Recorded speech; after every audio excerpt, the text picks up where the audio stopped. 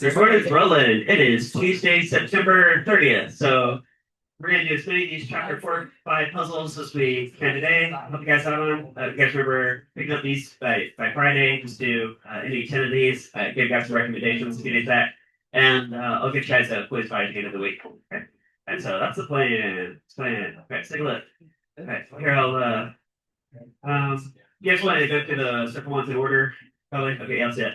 Right. So first one I think I circled was number 9. A salvaged boat uses a winch to pull up sunken treasure with an upward force of 4,000 newtons. Indeed. The mass of the treasure is 200 kilograms. The water exerts a force of 1,500 newtons on the treasure, resisting the force pulled up or exerted by the winch. Right. So maybe some kind of drag force. You can imagine it sort of like that.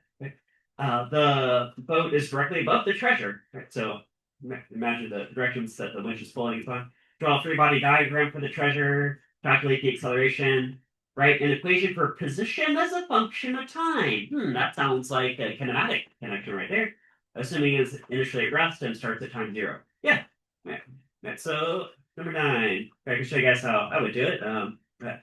If you guys can stay a step ahead of me, that would be really good because then you know that you know how to solve this. And so let's get some treasure going. That treasure right here, block the treasure. Now leave some space like below and above the treasure because to make a free body diagram, right? So you can draw some forces, right? But maybe like here's the water line and then like here's a boat, whatever. Or that treasure or and we probably like got a cable lowered, the whole deal. Right, so you guys got all that picture? Right. Oh, yeah, a little side thought here. I ordered a whole box of these pink pins, and then those last few days that well, there's actually two different shades going on here, and the one I ordered doesn't show up very well on camera. So here, I just threw those out. If you guys want to take those or something, listen out. Series. I'm gonna get some new pens that I think will be a better shade, like this one. It'll stay in the dark pink, sort of better. Right, so uh, they told you the mass of this thing is 200 kilograms. The mass equals 200 kilograms. Right? Now, that's not a force, of course. That's just a mass. Right? But in a gravity field, it'll produce force. Right? Yeah. All right. So when those have force going down, S. Guys, what can you label this force? Yeah, if you do F sub g, force due to gravity, or a lot of times I just call it mass times gravity field. Isn't that what mg is? Mass times gravity field. Okay. And if gravity field is, let's call it 10 meters per second squared, how many newtons is this about? 2,000. Right? You guys see where that's coming from? The m is 200 kilograms. The g is 10 meters per second squared. It's about 2,000 newtons. Okay. Hey, what else did they tell you? They told you that the force from the winch pulling upward, maybe this could be like a tension force, couldn't it be? Would be 4,000 newtons. Okay.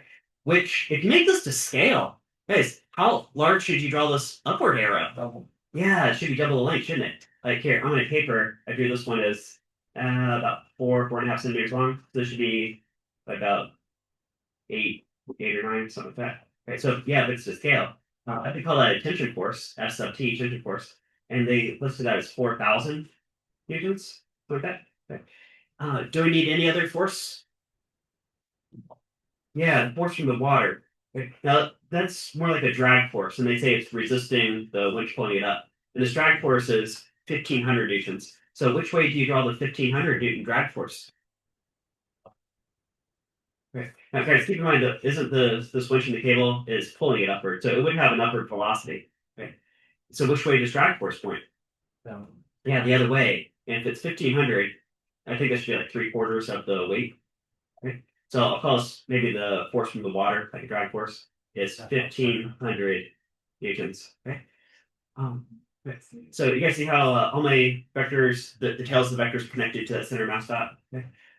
If it gets too crowded, like there's 2 points straight down, you can't do a little side notch and then pull it straight down. Okay. Can you guys see there are definitely like two down forces and an up force? Okay. Okay. All right, so let's figure out what is the net force on this thing. Okay, so that'd be the sum of forces, also called net force. Same thing. Sum of forces, net force, same thing.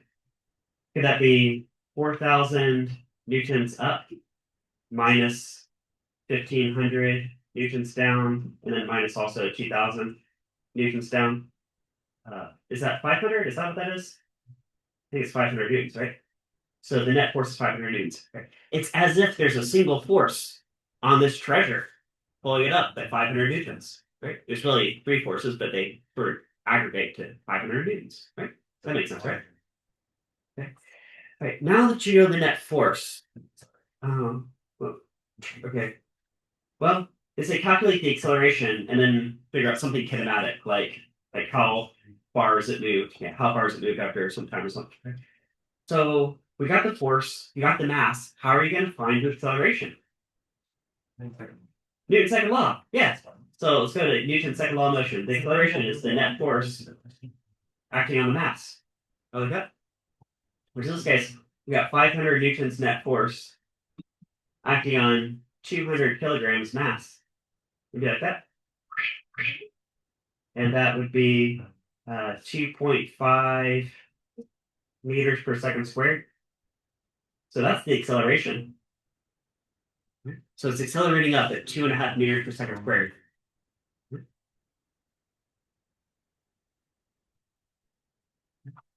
Okay. So guys, is it going up at constant velocity or is it speeding up as it's going up? Yeah, it's speeding up because there's an acceleration. Yeah. And it's telling you how much it's speeding up. It's picking up 2.5 meters per second every passing second. Is that true? Right. Now they want an equation for position as a function of time. Maybe if position 0 is like at the bottom of the ocean. Okay. So maybe how high has it been pulled up to? Okay. Okay.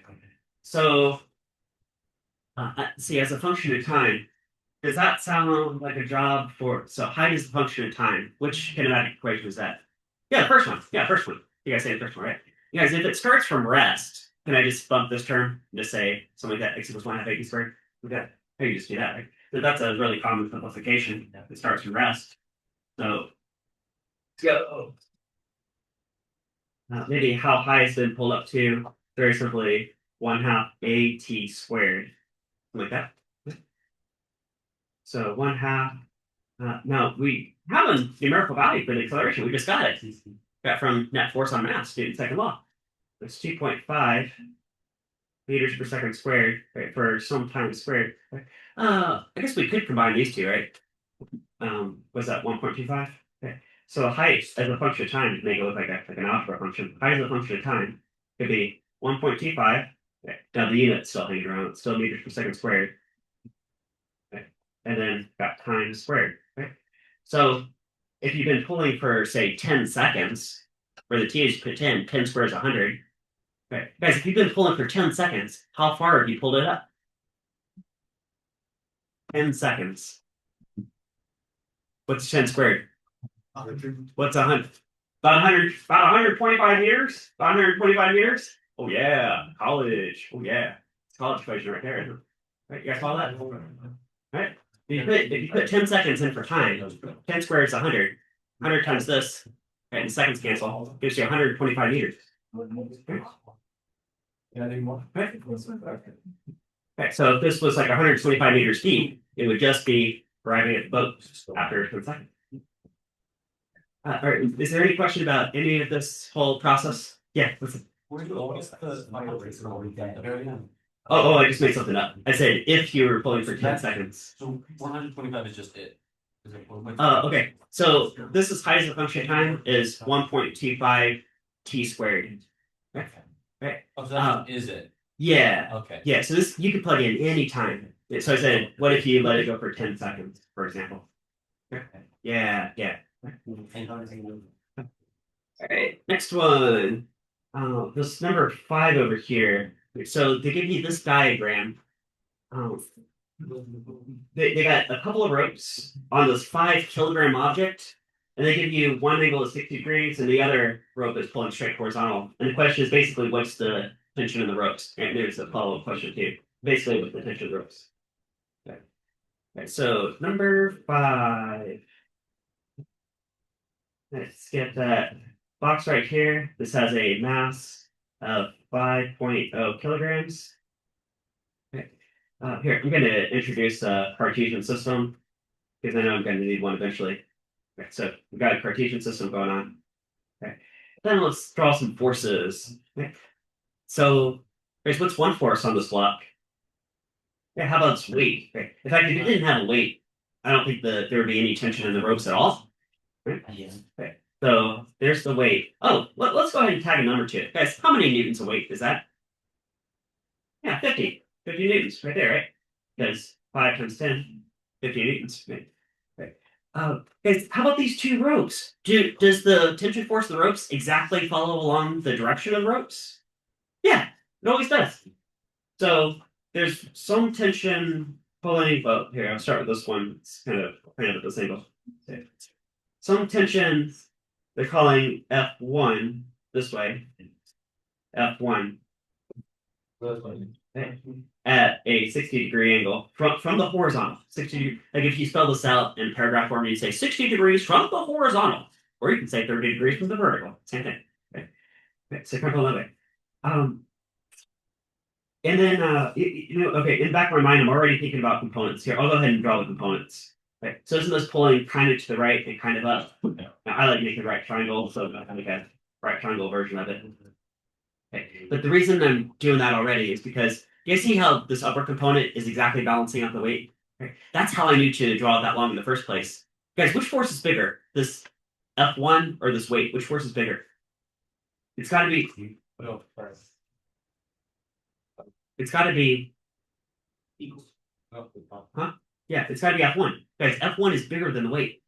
Okay? Because the vertical component has to match the weight. If the vertical component matches the weight to balance out in the vertical direction, you guys see the hypotenuse of the triangle is the longest side? So it's got to be bigger. Okay? So I don't know what this force is yet. I just know it's more than 50 Newton. Okay? Maybe it's like, I don't know, 55 or 60, something like that. Right. But there's still another force on this block. There's that tension pulling to the left. And I also know how long to draw this tension. Okay. Guys, doesn't this tension match this rightward component on F1? Okay. Of course, if this tension is pulling to the left, I'll call it F2. Okay. So that's the full free body diagram. Really, there are only three proper forces, right? The weight down and these two tensions. And one of the tensions I broke into components so that it aligns with my Cartesian system. You guys get all that? Okay. All right. So, the rest I think is just geometry, right? Geometry. Okay. So here's our conditions. Sum of the forces in the y direction goes to 0. And the sum of the forces in the x direction goes to 0. Okay. That would be equilibrium. Equilibrium. Right? And we can use those conditions to solve the rest of this. Okay. So what is this component right here? That's equal to what times what? Yeah. F1 sine 60. Right? That's true? And if you take F1 sine 60 and subtract off the weight, shouldn't that zero out? So that's this condition right here. We spell it right here. So F1, which we're solving for, sine 60 degrees, minus the weight, which is 50 newtons, has to zero out vertically. Has to zero out. Would you write? Okay, I wrote sum of forces in the vertical goes to 0, and sum of forces in the horizontal goes to 0.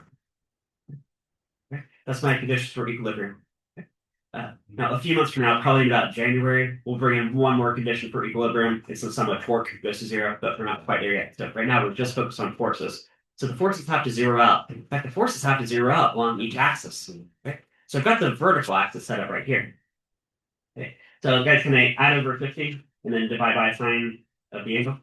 So F1 equals, okay, so if I add over 50 newtons and then divide by sine of 60 degrees, that should tell me what force 1 is.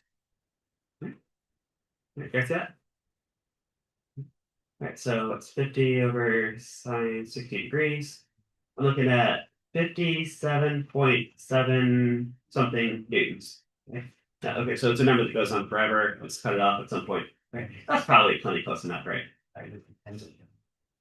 Like, if this was on an AP exam, at most they'd probably go 57.7. I could see them doing like 58 newtons. They might even say which is the closest. It might even be a 60 option. Right, so now we got F1. Now that we know what F1 is, how can you get this F2? Yeah, okay, we can find this cosine component, and then this has just to be equal to the cosine component, doesn't it?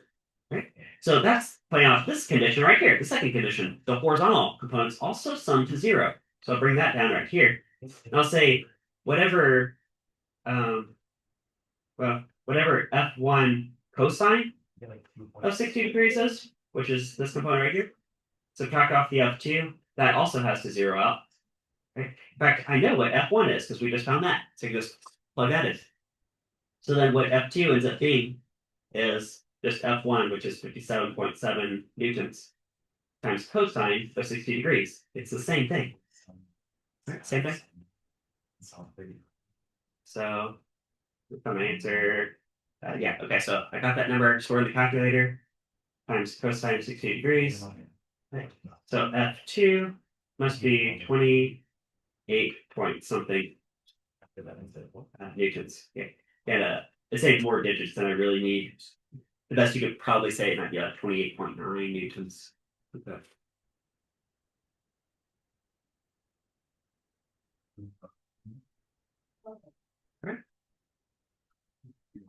All right.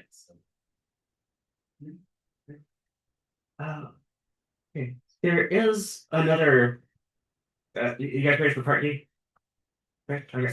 So part D question says, what if you change this angle? So we started out with the 60-degree angle from the horizontal. Well, it says, what if you decreased it to less than 60 degrees? Right. How would the tensions in the ropes change? Okay. Could you guys imagine if you change this from 60 to maybe 30 to like 10 degrees, something like that, right? Changing it? Right?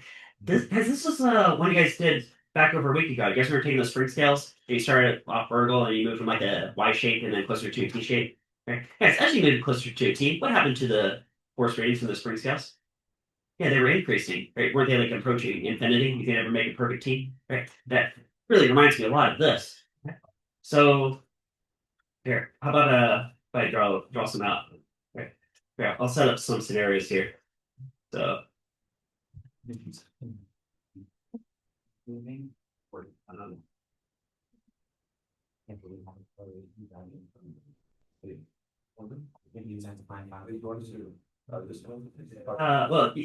there's different ways to explain this, but I'll just give you guys maybe my way of explaining this, right? And then you do what you want with it.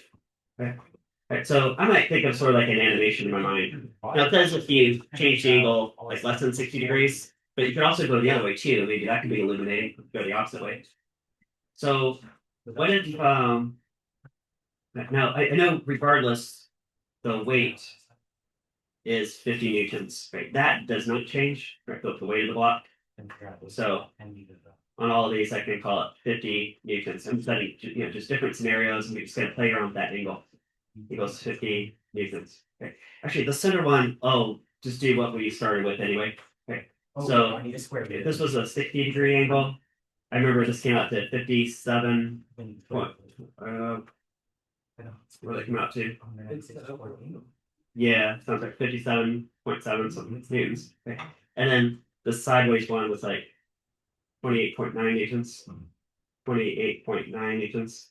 Based on something like that. Okay, so that's what we started with. Okay. What if I make this more horizontal? Right, like shoot, right, like go like this, sort of this. Right. I'm gonna run out of paper. You guys know when I'm gonna run out of paper? Because watch it. I need to extend this paper. Just watch this. Right. I'd go something like this. This is how big this tension force would be. This would be my new F1 right here. Right? Because if I break this into components, like somebody is cross, somebody is notice I dash those components, right? Dash the component. Okay. Isn't the vertical component always going to be 50 newtons? Isn't that true? If this is 50 newtons, this is maybe like a 20-degree angle, for example. Okay. You guys see that just from the geometry, it's going to be a huge force like that. Okay. And now look at the horizontal component. That's also getting really huge. So now what happens to F2? Is that also really huge just the other way? F2? Pull it back the other way? Yes, yes. Right, so to balance out this right here. Right. So yeah, these forces are getting huge. Right, just like your lab. Right. And what if I go the other way? Go the other way now. What if instead this angle went to 90 degrees? Take this all the way to 90 degrees. You guys got that? Okay. Ah, well, in that case, what's my F1 now? It's exactly 50 newtons, which is less than the 57 newtons. Okay. And what's my F2? There is no F2. There's no tension in the pulling forward volley anymore. It's just zero. Okay. That's it. Okay. So we went both ways with this. I mean, the book directly prompted you to go from this picture in the center to this picture on the right. But you could say, well, what if I went the other way? Right? And then, yeah, the story carries over. Just has the opposite effect. Right? Guys see all that? Okay. Guys ready for our next one? Next one. All right, next one I circled is number 11 here. Says a car is proceeding at a speed of 14 meters per second when it collides with a stationary car in front of it. During the collision, the first car, the car that was in motion, moves a distance of 3 meters as it comes to a stop. The driver's wearing her seatbelt, so she remains in her seat. The driver's mass is 52 kilograms. How much force does she feel during the collision? Neglect any friction, blah, blah, blah, change shipping cars. Okay. So looks like they gave us some kinematic values, they gave us a mass, and they're asking for a force. Right. So that, can I have a, there's this yeah, what that reminds me of is, right here, is, you guys remember this right here? Okay. So it's something about the car braking to a stop, had initial speed, final speed 0, it's in some distance. It sounds kinematic, doesn't it? Kinematic. Okay. So we could solve for an acceleration just through kinematic motion. And then the fact that we're given her mass and we're asked what's the force of the seatbelt on her, isn't that like this part over here? Like I said, we're going across this bridge. Like I said. So I think that's the full game plan right there. Going from here to here to here. And then find its force. Okay, so let's start out with kinematic. Maybe I'll make a little tax VD table. Okay. So what do we know here? We know the stopping distance was 3 meters. We know her initial velocity was 14 meters per second. And what else do we know? Comes to a stop. Ah, final velocity is 0 meters per second. Okay, so there's 3 kinematic values. Okay. And if we have to eventually solve for a force, it goes through Newton's second law of motion, what are we directly solving for? Is it time of stopping or the acceleration? Yeah, acceleration. I want to know this right here. And that's going to be a job for which one of these 3? The third one. Yeah, definitely the third one. Okay. This is the one that doesn't mention time. And that's okay. Also the variable that we are at least about in this case. Okay. So let's go final velocity squared equals initial velocity squared plus 2ax. Okay. Top and stuff. So 0 squared equals 14 meters per second being squared plus 2 times, okay, we're solving for the acceleration. This all happens in 3 meters. Okay. So, see, I could square the 14, subtract that, and divide by the 2x.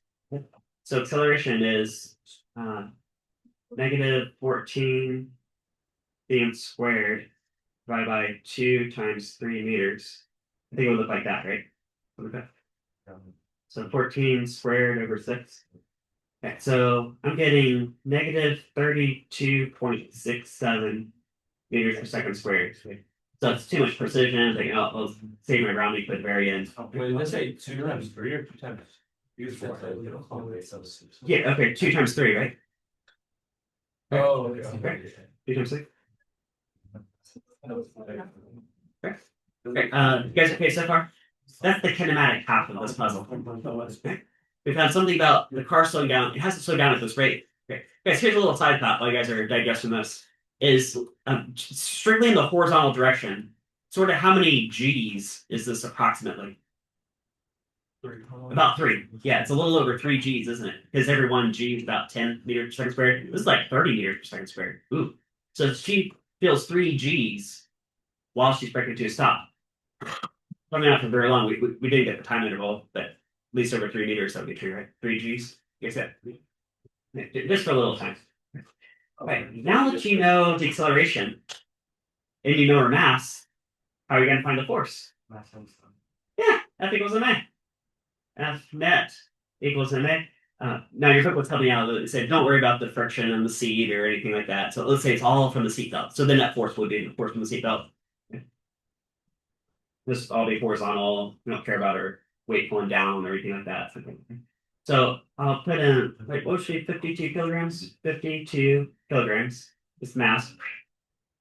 And then guys, is it okay if I take the absolute value, like just call it positive 32 second? So 32.7 meters per second squared. Yeah. Alright, so times 52. Okay. So force from the seatbelt is we're getting 1699 newtons of force. And it's just for like a small interval, just while she's breaking to a stop. Actually, I'm kind of curious how much time that would be for. Let me find out real fast. Guys, could I use the second kinematic formula to figure out how much time? Yeah. Okay, so there's just a little side quest right here. So the final velocity equals initial velocity plus AT. Now you didn't have to solve acceleration first, but we did that. So going to 0 from 14 meters per second. Let's say minus 32.7 meters per second squared times t. Then what is 14 over 32.7? So again, the stopping time, by the way, is 0.43 seconds. Yeah, that looks about reasonable, doesn't it? Takes about half a second to come to a stop. Okay. Yeah, so like this force to result in these 3 G's worth of acceleration all happens in less than half a second.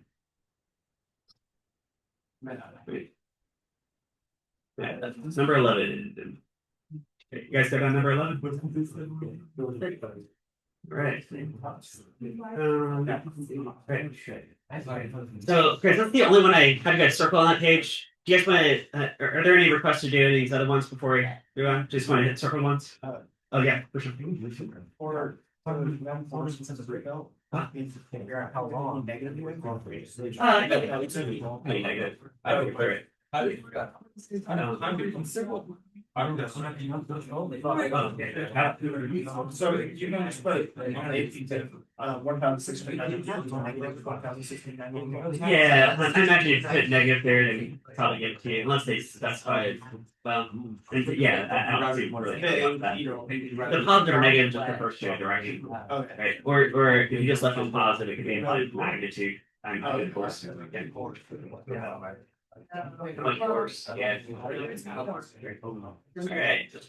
How about 26? A rider in an elevator weighs 700 newtons. Now, pause right there. Guys, what's the mass of this person approximately? About 70 kilograms. Is that okay? Right. That might be helpful to call this person 70 kilograms mass. 70 kilograms. Okay. 70 kilograms. This person stands on a scale in the elevator. Find a general expression for the reading on the scale in terms of the mass and weight of the rider. G, which is Earth's gravity, and the acceleration of the elevator, A. And they put sub y because that would be in a vertical direction. Calculate the values for accelerating upward at 3 meters per second squared, cruising upward at 4 meters per second, slowing to a stop at 2 meters per second squared, and then free falling to the but like in free fall. So try all of those out. So 26. I'm gonna draw this out here. Elevator. We got a person standing on a scale. Standing on a scale, right? All right, so let's get some forces. Okay, so here maybe I'll give this person a mass of 70 kilograms. We decided. Okay, this person would have a weight like a gravity force pulling down, mg. Okay, now that will always be 700 newtons. Okay. It doesn't matter how the elevator is moving or accelerating or whatnot. Okay. Now, the scale rating doesn't necessarily show that, though. Because, guys, the scale doesn't show the actual weight. The scale shows what? The normal force. The normal force. So now if you're accelerating upward, which force would be bigger? The weight down or normal force up? Yeah, normal force up. Okay, so I'll draw it that way, and then that might change depending on the question. But if you're accelerating upward, then it would be bigger, wouldn't it? So they want you to find a general expression for the reading on the scale in terms of M, G, and A. Okay.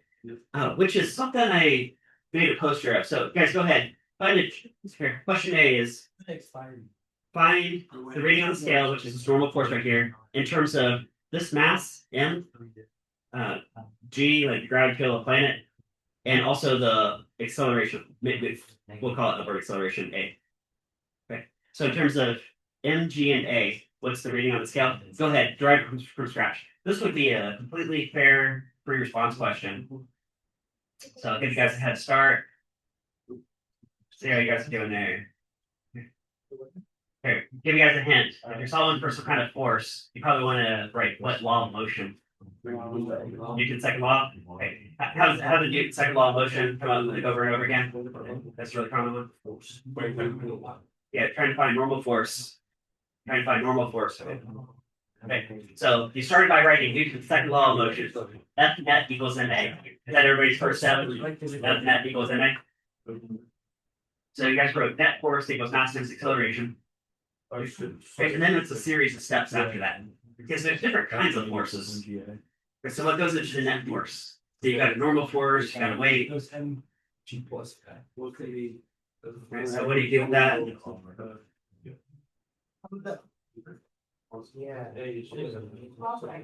Right, so everybody's the first step, right? Net force equals mass times acceleration. Okay, so everything's going to feed into that, right?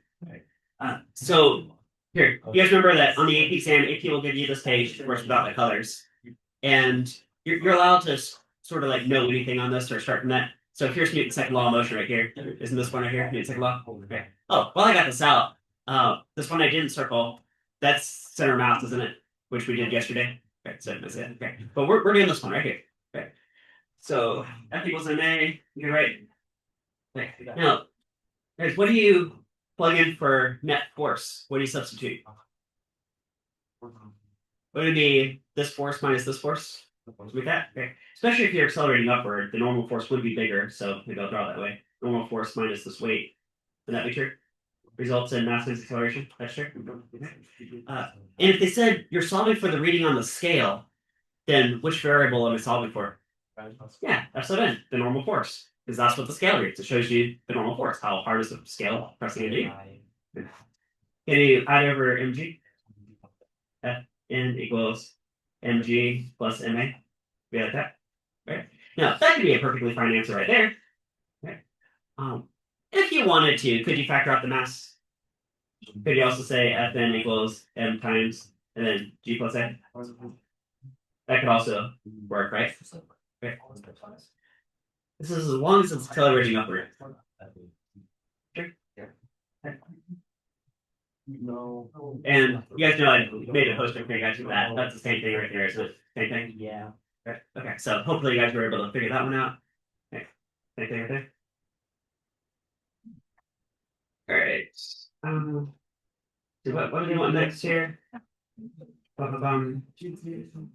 Okay. Calculate values if it's accelerating upward at 3 meters per second squared. So question B is we're going to take this expression and find out what's the reading on the scale for, we'll say a 70 kilogram person and Earth gravity going upwards at 3 meters per second squared.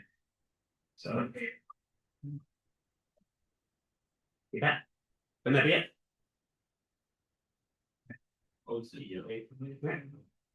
Because they basically gave you the number. Well, okay. We kind of figured out a few minutes ago this person would have a mass of 70 kilograms, so we know that.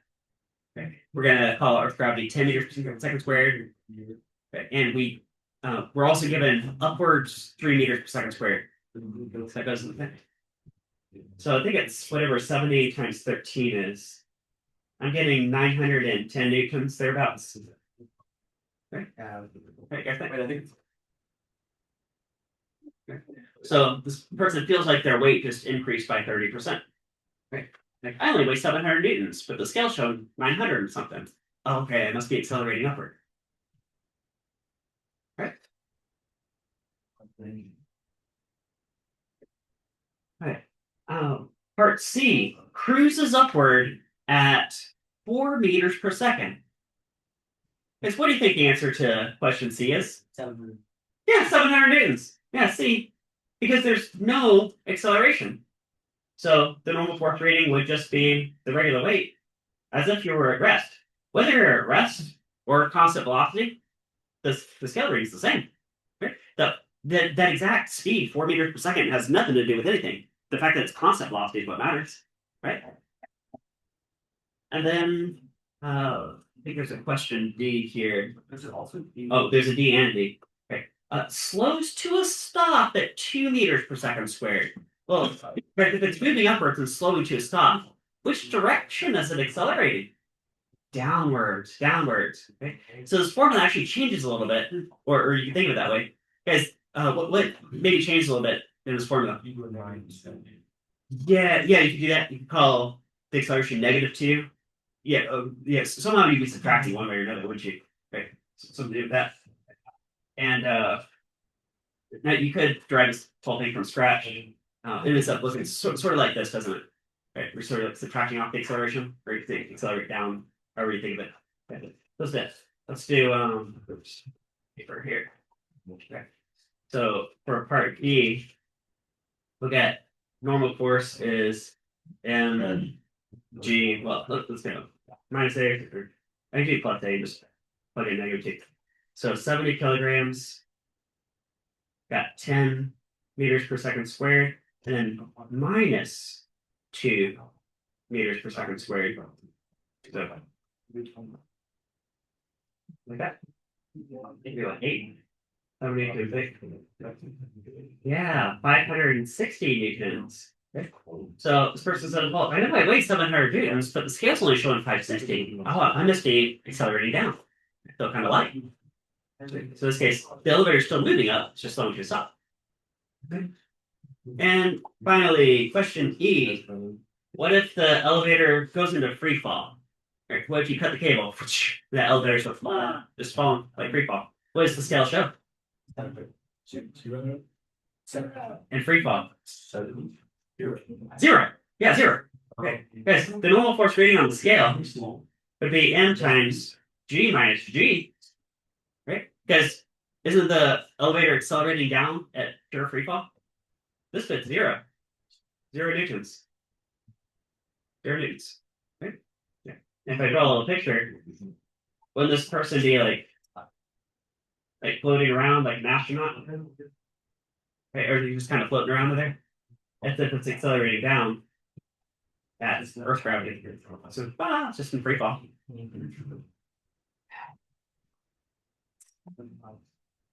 Alright, get good there, I think. Alright, so here I'm just gonna go hit the circle ones unless you guys want to stop me and do any other ones. Alright, number 23. A skier starts at rest atop a smooth ski slope. All right. Now, smooth is usually a word in physics that refers to frictionless. Yeah, they got like no friction, negligible friction. Right? That has a slope of exactly 18.0 degrees. I guess that would be from the horizontal. Yeah. Total mass, including the ski gear, is 72 kilograms. Assume the slope exerts negligible friction on the skier. And the skier skis straight down the slope. Global meter speed after 25 seconds. Ooh.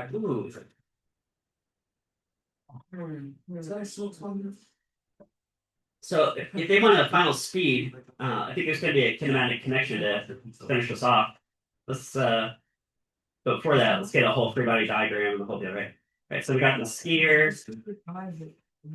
Little skis right here. Little ski hat. And here, let's do the full free body diagram. Guys, what's one force on the skier? Gravity. Yeah, weight. Okay, so call it like mg. Yeah. Now they told you the mass is 72 kilograms. So how much weight is that about? Yeah, about 720 newtons or so, something like that. Okay. And what other force on the skier? Normal force. Guys, which force is a little bit bigger, the weight or the normal force?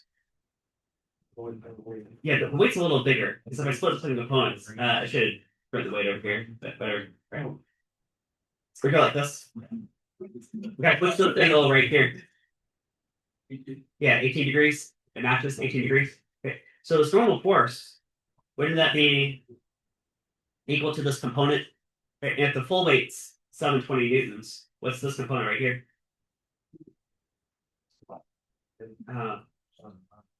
Wait, sorry. Yeah, cosine of 18. Okay, so it'd be 720 newtons times cosine of 18 degrees, which should be a little less than 720 newtons. I think it's like 700 or so. Let's see. What's 720 cosine 18 degrees? Okay, so 685 newtons. Okay. Okay. That's the free body diagram. There's just two forces. That's it. Nice. Yeah. Here, we're gonna rewrite it here. Mg equals 720 newtons. And then we get rid of spin. I just want to slide that 720 over. Figure out this clear. There you go. That's easier to see now.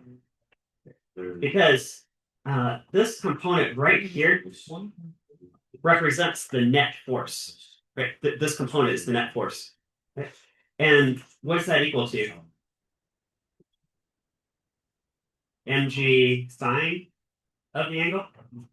So that'd be 720 newtons times sine of 18 degrees. Wouldn't that be? 720 sine 18. Okay. Which is like 222 newtons. Okay. Right. And that's the force that's actually driving the motion. 222 newtons. All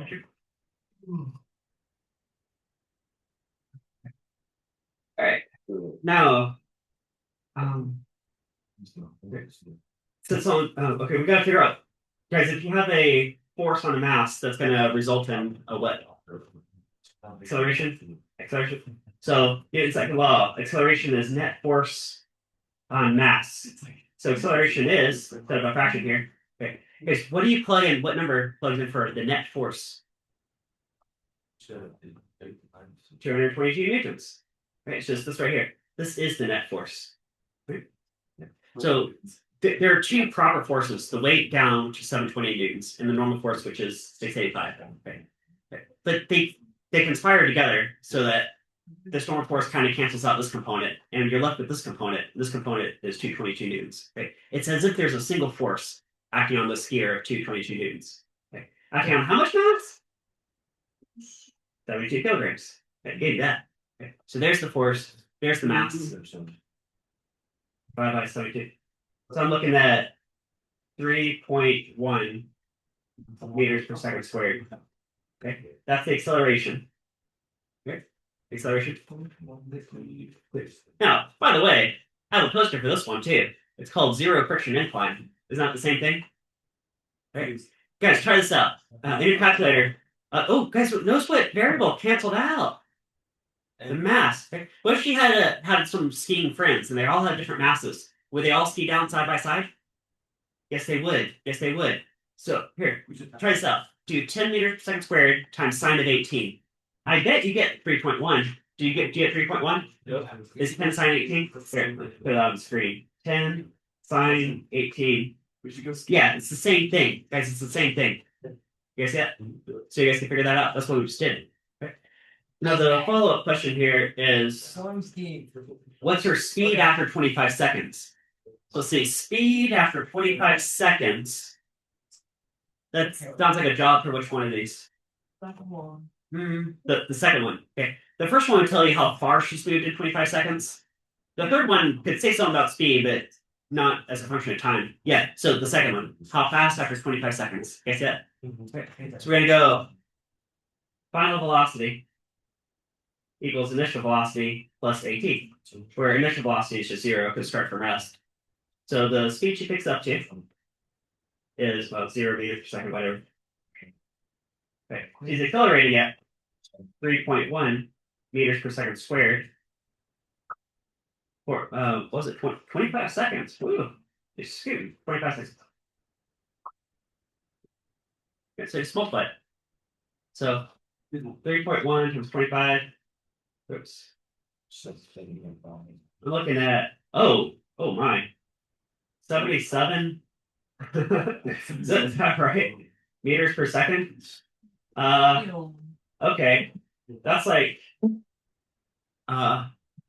that's way faster than the fastest major league fastball that's ever been pitched. But okay, yeah, don't hit the tree, I guess. Alright.